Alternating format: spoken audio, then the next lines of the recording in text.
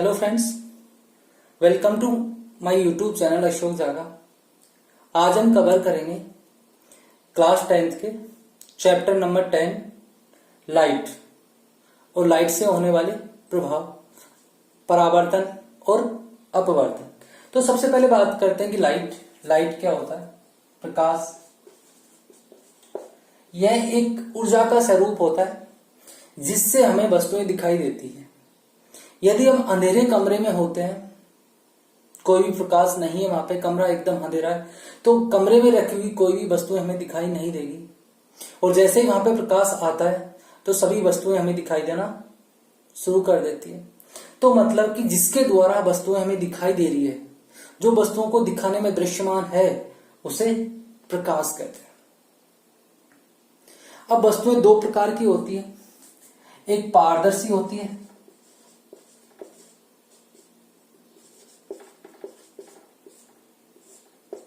और दूसरी अपारदर्शी होती है।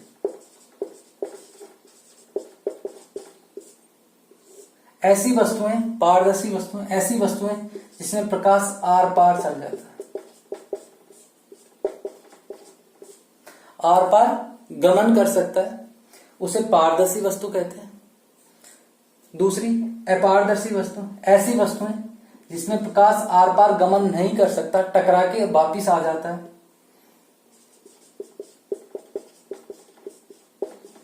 गमन नहीं करता और वस्तु से टकरा के और वापिस चला जाता है, उसे अपारदर्शी वस्तु कहते हैं। उसके बाद में हम बात करते हैं कि प्रकाश के गुण की, कि प्रकाश के गुण क्या होते हैं।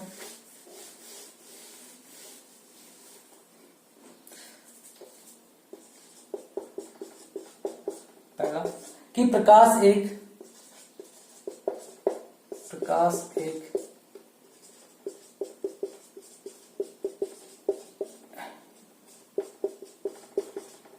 इलेक्ट्रोमैग्नेटिक तरंग है। प्रकाश क्या है?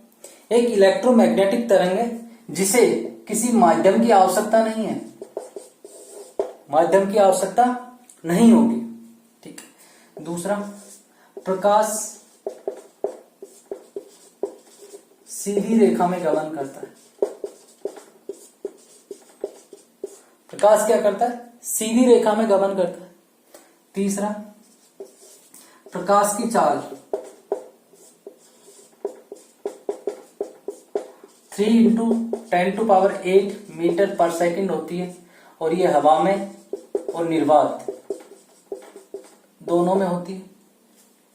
उसके बाद चौथा, प्रकाश की प्रकृति, प्रकाश तरंग व कण दोनों की तरह गुण दर्शाता है। कहीं पे तरंग जैसा लगता है और कहीं पे कण जैसा लगता है। लेकिन बाद में एक सिद्धांत आया, क्वांटम सिद्धांत। इसने प्रकाश जो कण की तरह गुण दर्शा रहा है और तरंग की तरह जो प्रकृति दर्शा रहा है, उसमें एक सामंजस्य स्थापित कर दिया, क्वांटम सिद्धांत। ये तो प्रकाश के कुछ गुण होते हैं। उसके बाद में हम बात करेंगे, एक प्रकाश का प्रभाव होता है विवर्तन। कि विवर्तन क्या होता है? जब प्रकाश अपने पथ पर गमन करता है तो उस रास्ते में कोई अपारदर्शी वस्तु आ जाती है, तो प्रकाश उसके किनारों से मुड़कर निकल जाता है या किनारों से मुड़ जाता है। जैसे प्रकाश यहां पे ऐसे गमन कर रहा है और यहां पे कोई छोटी वस्तु रखी हुई है, तो ये अपारदर्शी वस्तु है।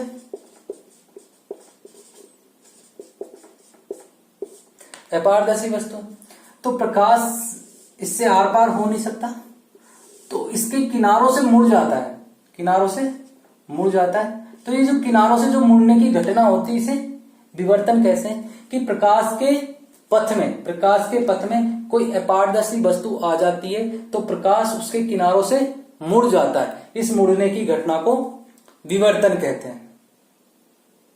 ठीक है, मुड़ने की घटना को विवर्तन कहते हैं। आगे देखते हैं। अब यदि प्रकाश किसी भी वस्तु पर पड़ता है, गिरता है, तो दो प्रकार के प्रभाव पड़ता है वहां पे, दो प्रकार के प्रभाव प्राप्त होते हैं हमसे। एक तो परावर्तन होता है और दूसरा अपवर्तन होता है। भाई या तो परावर्तन होगा या अपवर्तन होगा। तो सबसे पहले हम बात करेंगे परावर्तन की, अपवर्तन हम बाद में देखेंगे। तो परावर्तन क्या होता है, पहला इफेक्ट क्या होगा, रिफ्लेक्शन बोलते हैं इसे। तो जैसे जब कोई प्रकाश बहुत ज्यादा पॉलिश की हुई वस्तु पर गिरता है तो गिरने के बाद अधिकांश प्रकाश परावर्तित हो जाता है, इस घटना को परावर्तन कहते हैं। जैसे ये इधर हमने पॉलिश कर दी, सिल्वर कोटिंग कर दी, तो जब कोई प्रकाश किसी हाई पॉलिश वस्तु पर गिरता है तो गिरने के बाद परावर्तित हो जाता है, उस घटना को परावर्तन कहते हैं। ये प्रकाश यहाँ पे गिरा और गिरने के बाद परावर्तित हो गया, इस घटना को हम क्या बोलेंगे, परावर्तन बोलेंगे। इस घटना को क्या बोलेंगे, परावर्तन बोलेंगे। अब परावर्तन के कुछ नियम होते हैं, तो सबसे पहले हम बात करेंगे नियम की, ठीक है। अब देखो एक चीज और देखो कि जैसे हमारा प्रकाश आ रहा है, ये हमारी वस्तु हो गई जिसकी हमने यहां पे क्या कर दी, सिल्वर कोटिंग कर दी, ठीक है। अब यहां से प्रकाश आया, जो प्रकाश की किरण आती है और वस्तु से टकरा के वापिस चल जाती है, तो जो प्रकाश की किरण आती है और वस्तु से टकराती है उसे आपतित किरण कहते हैं। प्रकाश की किरण जो आती है और वस्तु से टकराती है उसे आपतित किरण कहते हैं। और जो टकराने के बाद जो किरण वापिस जाती है उसे परावर्तित किरण कहते हैं। ये किरण टकराने के बाद वापिस जा रही है, इसे परावर्तित किरण कहते हैं। जिस बिंदु पर दोनों किरण टकराती है उसे आपतन बिंदु कहते हैं।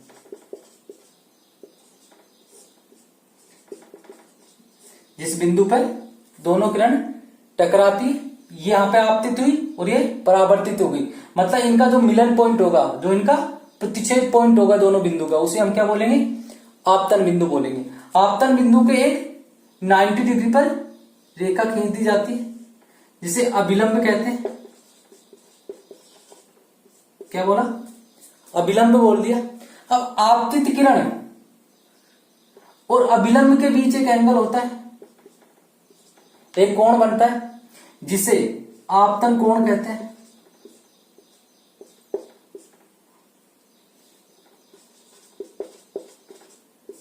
आपतन कोण, इसे स्मॉल आई से डिनोट करते हैं, दर्शाते हैं। और अभिलंब और परावर्तित किरण के मध्य कोण बनता है, उसे परावर्तित कोण कहते हैं। और इसे स्मॉल आर के द्वारा दर्शाया जाता है। तो ये तो सिंपल क्या हो गई कि आपतित किरण क्या होता है, परावर्तित किरण क्या होता है, अभिलंब क्या होता है, आपतन कोण क्या होता है, परावर्तन कोण क्या होता है, सबकी डेफिनेशन हमने देख ली। उसके बाद में हम नियम की बात करते हैं कि नियम क्या होता है हमारा। तो पहला नियम क्या होता है कि आपतन कोण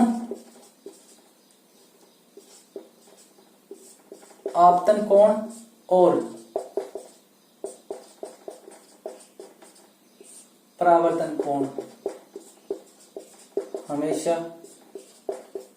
बराबर होंगे। मतलब कि कहने का मतलब है कि जितना हमारा आपतन कोण होगा उतना ही परावर्तन कोण होगा। जितने एंगल पे हमारी किरण वस्तु से टकराएगी, हाई पॉलिश वस्तु से टकराएगी, उतने ही एंगल से रिफ्लेक्ट हो जाएगी, ठीक है। तो जितना आपतन कोण होगा उतना ही परावर्तन कोण होगा। दूसरा हम बात करते हैं, दूसरा नियम क्या होता है कि आपतित किरण परावर्तित किरण और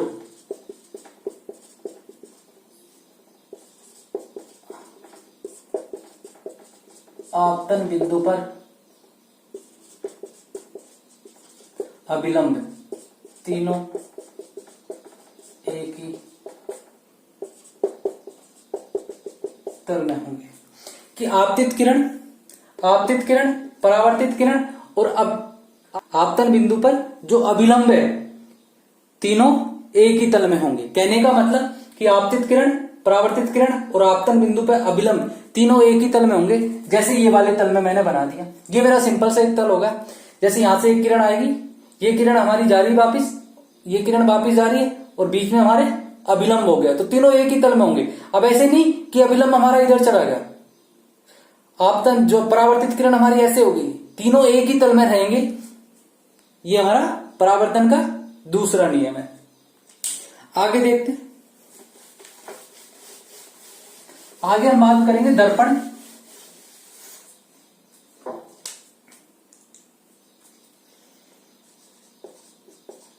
दर्पण दर्पण हमारे दो प्रकार के होते हैं, समतल दर्पण और दूसरा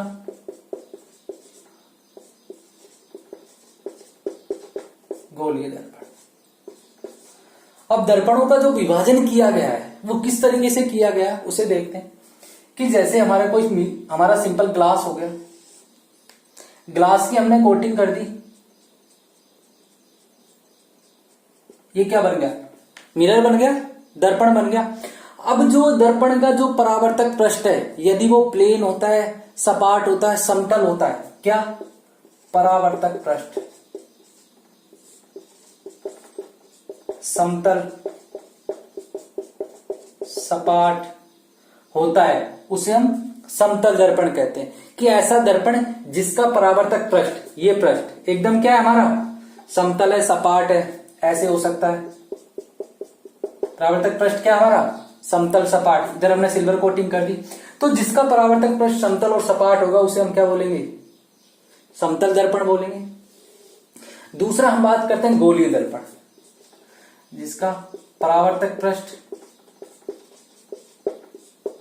गोलीय हो, गोल होगा, जिसका परावर्तक पृष्ठ क्या होगा, गोल होगा, उसे हम क्या बोलेंगे, गोलीय दर्पण। जैसे ये हमारा कोई गोलीय दर्पण है, ये गोला था, उसको बाहर से क्या कर दिया, कोटिंग कर दी। यह एक और गोला है, उसे अंदर से क्या कर दिया, कोटिंग कर दी। तो गोले को बाहर से भी कोटिंग कर सकते हैं और अंदर से भी कोटिंग कर सकते हैं। तो इसके आधार पर जो हमारा दर्पण होता है, गोलीय दर्पण दो प्रकार का हो जाएगा। कितने प्रकार का, दो प्रकार का। एक तो हो जाएगा हमारा अवतल दर्पण और दूसरा हो जाएगा उत्तल दर्पण।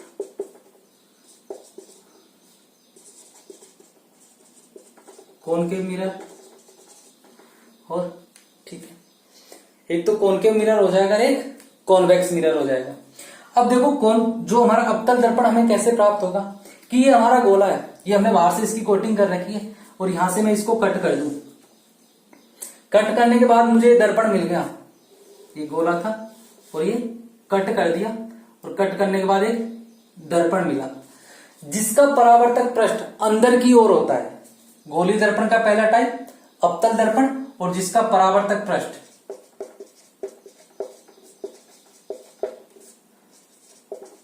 अंदर की ओर धसा होता है, जिसका परावर्तक पृष्ठ अंदर की ओर धसा होता है उसे अवतल दर्पण कहते हैं। दूसरा क्या आता है हमारा उत्तल दर्पण। यहां से हमने कट किया और देखो हमें कैसे प्राप्त होगा,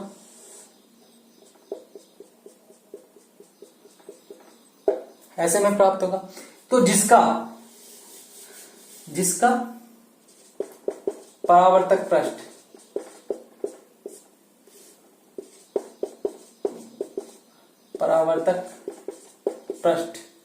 बाहर की ओर हो, जिसका परावर्तक पृष्ठ बाहर की ओर उठा हुआ हो, उसे हम क्या बोलेंगे, उत्तल दर्पण बोलेंगे।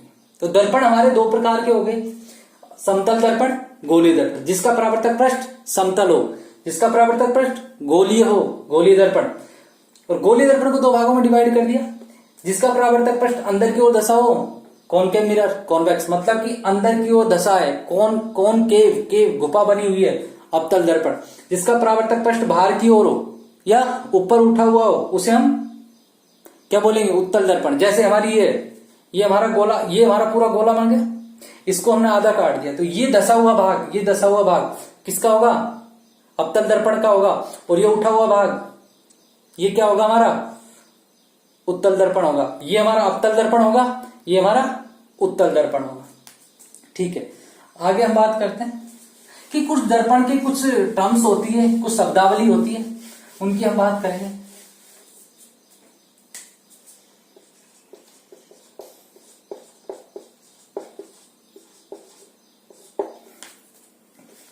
सबसे पहले हम बात करते हैं वक्रता केंद्र। वक्रता केंद्र बात करेंगे कि जैसे हमारे पास एक गोला था, एक गोला था, इसको क्या कर दिया, बाहर से कोटिंग कर दी, और कोटिंग करने के बाद यहां से कट किया और एक दर्पण बनाया, और उस दर्पण का नाम क्या रख दिया, अवतल दर्पण। क्या हो गया, अवतल दर्पण हो गया। तो वक्रता केंद्र क्या होता है कि जो हमारा ये परावर्तक पृष्ठ होता है, इसे हम क्या बोलेंगे, परावर्तक पृष्ठ बोलेंगे। जो हमने यूज करा यहां पे, पूरे गोले में से काट के यूज करा, उसे परावर्तक पृष्ठ बोलेंगे। एज ए कॉनकेव मिरर हमारा वर्क कर रहा है, वहां पे कार्य कर रहा है अवतल दर्पण की तरह। कि जो हमारा ये परावर्तक पृष्ठ होता है वो गोले का भाग होता है, और जो गोले का सेंटर होगा, जो गोले का सेंटर होगा उसे वक्रता केंद्र बोलते हैं। उसे हम क्या बोलेंगे, वक्रता केंद्र बोलेंगे। तो डायरेक्टली हम लिख सकते हैं गोलीय दर्पण में परावर्तक पृष्ठ गोले का भाग होता है, और इस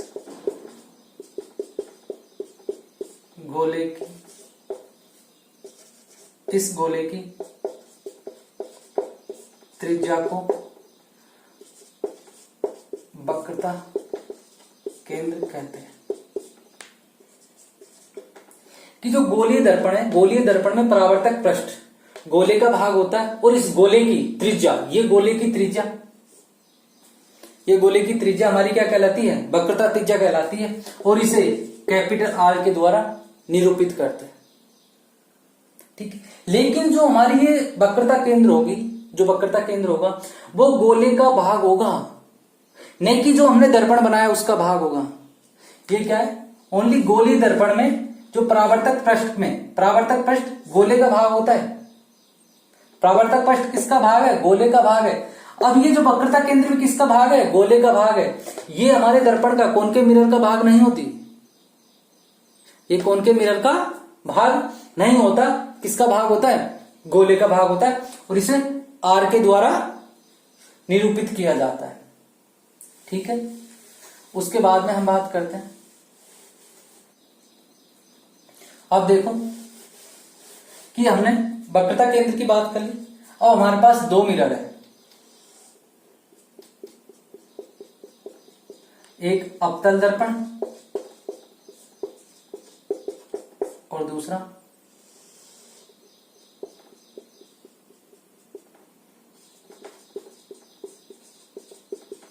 उत्तल दर्पण। यहां पे हमारे को सेंटर होगा और यहां पे सेंटर होगा, तो ये हमारा आर हो जाएगा वक्रता केंद्र। सॉरी, इसे सी के द्वारा डिनोट करेंगे, इसे सी के द्वारा वक्रता केंद्र को वहां पे करेक्शन कर लेना, इसे सी के द्वारा निरूपित करेंगे, तो ये हमारा सी हो जाएगा और यहां पे हमारा सी हो जाएगा। तो जो अवतल दर्पण में जो हमारा वक्रता केंद्र होता है वो हमारी जो रिफ्लेक्टिंग सरफेस होती है उसके सामने होता है, परावर्तक पृष्ठ के क्या है, सामने होता है। और उत्तल दर्पण में जो वक्रता केंद्र होता है वो परावर्तक पृष्ठ के, ये परावर्तक पृष्ठ होगा इसके पीछे की ओर होता है। तो अवतल दर्पण में परावर्तक पृष्ठ के सामने होता है सी, और उत्तल दर्पण में परावर्तक पृष्ठ के पीछे होता है सी। ठीक है, उसके बाद में हम बात करते हैं नेक्स्ट हमारा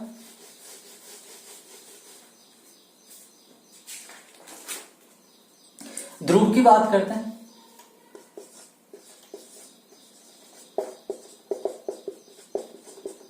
ध्रुव, अब देखो ये हमारा रिफ्लेक्टिंग सरफेस है, यहां पे हमारे सी हो गया। तो जो रिफ्लेक्टिंग सरफेस का जो सेंटर होता है, जो रिफ्लेक्टिंग सरफेस का जो सेंटर होता है उसे पोल कहते हैं, उसे ध्रुव या पोल कहते हैं। परावर्तक पृष्ठ का केंद्र बिंदु, जो परावर्तक पृष्ठ का केंद्र बिंदु होगा उसे हम पोल कहेंगे और इसे P के द्वारा निरूपित करेंगे। ठीक है, आगे हम बात करते हैं रेडियस ऑफ कर्वेचर की। ठीक है, तीसरा पॉइंट,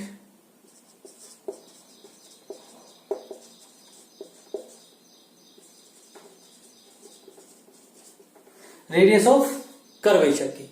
तो सीधा सा है कि जो हमारा वक्रता केंद्र होगा और जो पोल के बीच जो दूरी होगी उसे रेडियस ऑफ कर्वेचर कहते हैं। आर ध्रुव व वक्रता केंद्र के मध्य की दूरी, ध्रुव है वक्रता केंद्र के मध्य की दूरी को रेडियस ऑफ कर्वेचर कहते हैं और इसे आर के द्वारा डिनोट करते हैं। आगे हम बात करते हैं अपर्चर द्वारक।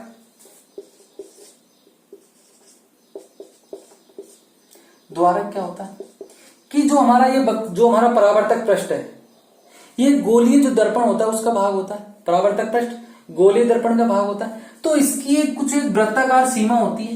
ये इसकी क्या है, एक वृत्ताकार सीमा हो गई। गोले की क्या है, ये वृत्ताकार सीमा हो गई। तो इस वृत्ताकार सीमा का जो व्यास होगा, वृत्ताकार सीमा का जो व्यास होगा उसे द्वारक कहते हैं। वृत्ताकार सीमा का व्यास जैसे mn, तो mn को m से n तक की डिस्टेंस हमारा क्या हो जाएगा, द्वारक हो जाएगा। कि जो गोलीय दर्पण के जो परावर्तक पृष्ठ है उसकी कुछ वृत्ताकार सीमा होती है और उस वृत्ताकार सीमा का जो व्यास होता है उसे हम द्वारक कहते हैं और m और n के द्वारा इसको निरूपित कर दिया। उसके बाद में आता है मुख्य अक्ष, या इसे प्रिंसिपल एक्सिस भी कहते हैं। कि जो वक्रता केंद्र और पोल से गुजरने वाली एक काल्पनिक रेखा को क्या कहते हैं, मुख्य अक्ष कहते हैं। क्या क्या बोलेंगे कि वक्रता केंद्र और पोल से गुजरने वाली काल्पनिक रेखा को मुख्य अक्ष बोलते हैं। ठीक है, उसके बाद में हमारा अगला आता है छठा मुख्य फोकस। क्या बोलते हैं, मुख्य फोकस। अब देखो जो मुख्य फोकस होता है ना, वो जो हमारा ये अवतल दर्पण होता है उसमें अलग होता है और उत्तल दर्पण में अलग होता है। तो पहले हम बात करते हैं मुख्य फोकस की। अवतल दर्पण किसमें बात करेंगे, अवतल दर्पण में। ये देखो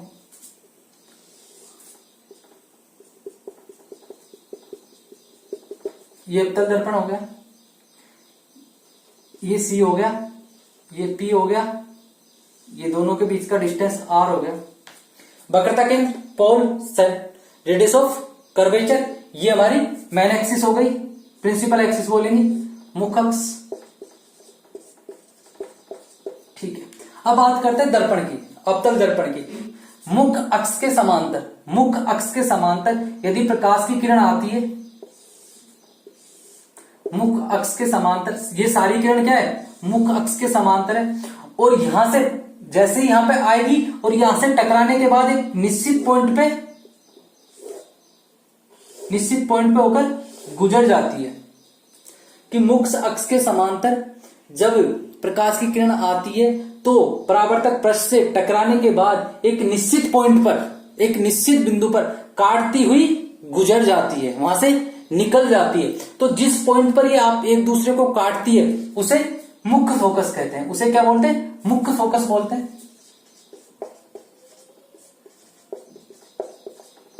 क्या बोलेंगे, उसे मुख्य फोकस बोलेंगे और इसे कैपिटल F के द्वारा निरूपित करेंगे। या डायरेक्ट ऐसे बोल सकते हैं कि जो ये मुख्य फोकस होता है ना वो R/2 होता है। मतलब कि जो हमारा कैपिटल S होगा वो C और P के मध्य बिंदु होगा, C और P का एक मध्य बिंदु होगा ऑलवेज। ये ऐसे भी बोल सकते हैं कि जैसे मुख्य अक्ष के समांतर रेखाएं आई और जो हमारी परावर्तक पृष्ठ है उसे टकराने के बाद एक निश्चित पॉइंट पर काटती है, सारी रेखाएं एक निश्चित पॉइंट पर काटती है, तो जिस पॉइंट पर काटती है उसे हम मुख्य फोकस कहते हैं। ठीक है, और कैपिटल F के द्वारा इसे निरूपित करते हैं। उसके बाद में एक और हमारी डेफिनेशन रह जाती है,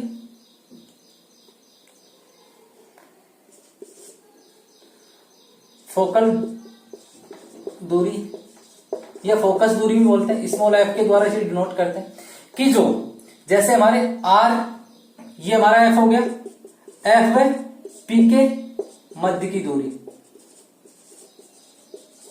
एफ और पी के मध्य की दूरी मतलब कि मुख्य फोकस और पोल के जो बीच का डिस्टेंस होता है उसे फोकल लेंथ बोलते हैं, उसे हम क्या बोलते हैं, फोकल लेंथ बोलते हैं। और एफ हमारा ऑलवेज क्या होता है, r/2 होता है, एफ हमेशा ऑलवेज क्या होता है, r/2 होता है। ये डिस्टेंस हमारा कितना हो जाएगा, r/2 हो जाएगा, कितना हो जाएगा, r/2 हो जाएगा, ठीक है। और ये डिस्टेंस भी क्या होगा, r/2 रहेगा, ये भी r/2 रहेगा, तो इसे हम क्या बोलेंगे, फोकल दूरी बोलेंगे।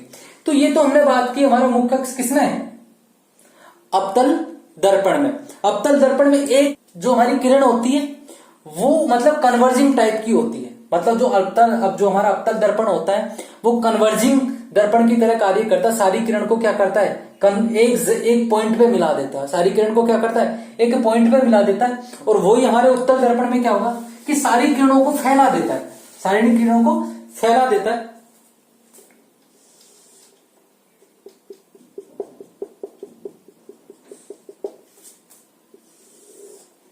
ये मुख्य अक्ष हो गया हमारा, P हो गया, C हो गया, F हो गया।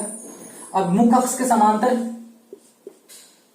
रेखाएं आती है, प्रकाश की किरण आती है और टकराने के बाद वहां से डाइवर्ज हो जाती है, फैल जाती है, यहां से डाइवर्ज हो गई, लेकिन मुख्य अक्ष पर मिलती हुई प्रतीत होती है। बात समझे, जो हमारी अवतल दर्पण में जो किरण मिलती है वो एक्चुअल में मिलती है, लेकिन जो उत्तल दर्पण में किरण मिल रही है वो मिलती हुई प्रतीत हो रही है, एक्चुअल में नहीं मिल रही।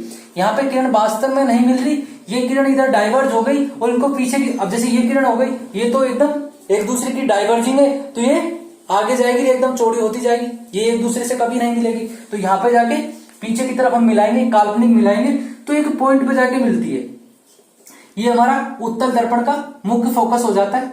और यहाँ पे जो किरण मिलती है वो मिलती हुई प्रतीत होती है, एक्चुअल में नहीं मिलती।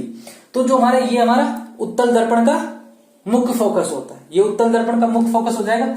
और इन दोनों के जो बीच का P और F के बीच का डिस्टेंस क्या हो जाएगा, स्मॉल f हो जाएगा, फोकल दूरी बोलते हैं इसे। और फोकल दूरी हमारी क्या होती है, r/2 होती है। फोकल दूरी क्या हो जाएगी, r/2 हो जाएगी। यहां से कभी कभी डायरेक्ट क्वेश्चन भी आ जाता है, यदि हमारा उत्तल दर्पण है, यदि उत्तल दर्पण है या अवतल दर्पण है, उसका रेडियस ऑफ कर्वेचर कितना दे दिया, 20 दे दिया, 20 सेंटीमीटर दे दिया, तो फोकल लेंथ क्या होगी, तो हमें तुरंत पता होना चाहिए फोकल लेंथ क्या होगी, 20/2 मतलब 10 सेंटीमीटर।